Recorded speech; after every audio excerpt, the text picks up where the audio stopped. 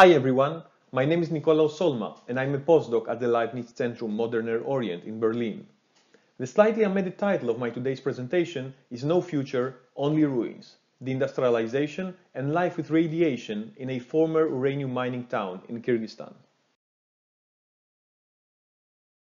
Kyrgyzstan, in post-Soviet Central Asia, to this day deals with the legacy of the Soviet military-industrial complex, and in particular of the Soviet nuclear program.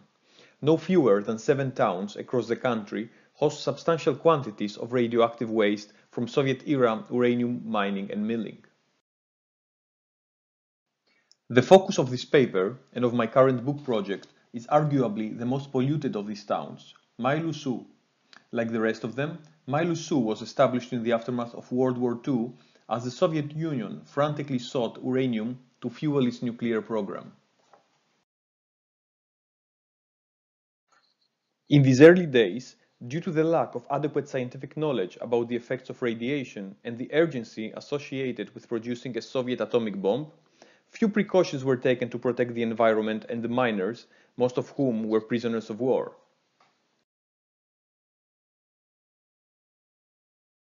Between 1946 and its closure in 1968, Mailuu-Suu's uranium mining and milling combine produced 10,000 tons of yellowcake, but it also generated 1 million cubic meters of low radioactive uranium waste rock and 2 million cubic meters of mildly radioactive uranium tailings.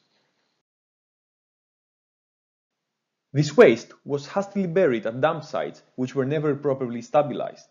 Consequently, a significant volume of radionuclides and heavy metals occasionally seeps into the river that flows through the town, potentially reaching far removed areas and people. Yet, the dangers associated with Mailuu-Suu's tailing sites, like the one pictured here, were a state secret throughout the Soviet era. Due to its strategic importance, the town was known as Jalalabad 13 and later as Mailbox 200. It did not appear on maps and train schedules, and a special permit was required to enter.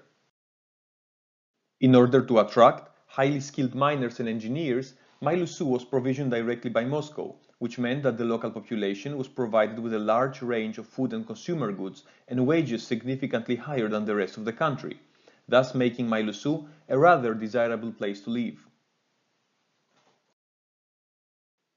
In the 1960s, with viable uranium reserves exhausted, many miners and engineers left Mailuu-Suu. In order to keep the town functioning and thus recuperate the investment that had gone into it, the authorities chose to bestow Mailuu-Suu with the Soviet Union's largest light bulb factory.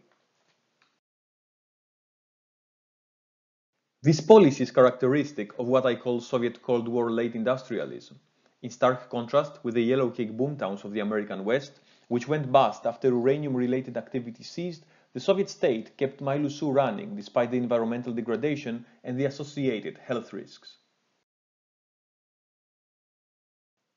In addition to the light bulb factory, a meat processing plant, a sewing factory, and the pictured military-purpose insulation factory provided employment for the town's population throughout the post-uranium Soviet era. In the aftermath of the Soviet Union's dissolution, these industries collapsed under the weight of neoliberal pressures. Factories have since been reduced to ruins as the adverse socio-economic conditions of the 1990s forced locals to take apart the old buildings and reuse or sell whatever could be sold.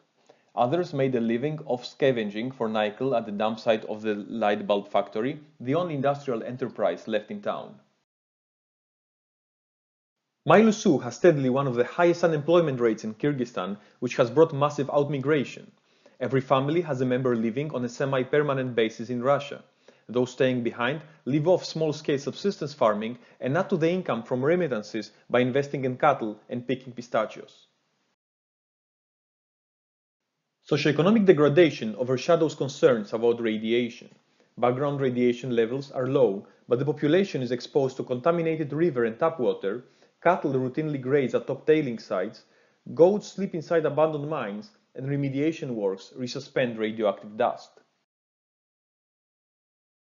As a result, Mailuu-Suu records unusually high rates of birth defects, miscarriages, and stillbirths, whereas the number of people with cancer is 2 times the national average. High concentrations of uranium and thorium have been found in local women's placentas, and illnesses of the thyroid gland and the liver have been recorded in 98% of the locals. None of the two doctors working at the local health center is an oncologist, and both are well beyond retirement age, as no doctors are willing to move to Mailuu-Suu. There is only one dosimeter in town stored away at the health center, and most of the locals, while aware of the presence of the tailing sites, seem unaware of the dangers radiation poses. Unable to move elsewhere, most locals habitually downplay the dangers of living in Mailuu-Suu, a process I call bottom-up silencing. Some believe that those born in Mailuu-Suu have become immune to radiation, others believe that drinking alcohol prevents them from getting sick, whereas still others think that the closed minds no longer pose any danger. Simultaneously, the state and other stakeholders engage in top-down silencing, as local authorities want to avoid political costs, international organizations and contractors want to avoid paying compensations, and experts want to avoid dealing with, and these are actual quotations, uneducated idiots and bazaar-like situations.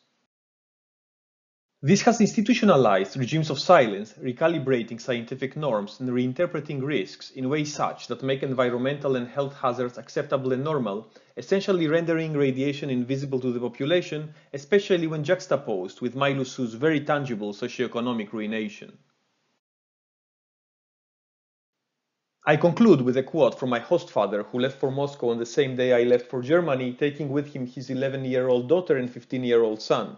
I want my children to have good lives. This is why I'm taking them with me. They speak good Russian, they will finish school there or they can work with me. I will not let them stay here. There is no future here, only ruins. Thank you for your attention.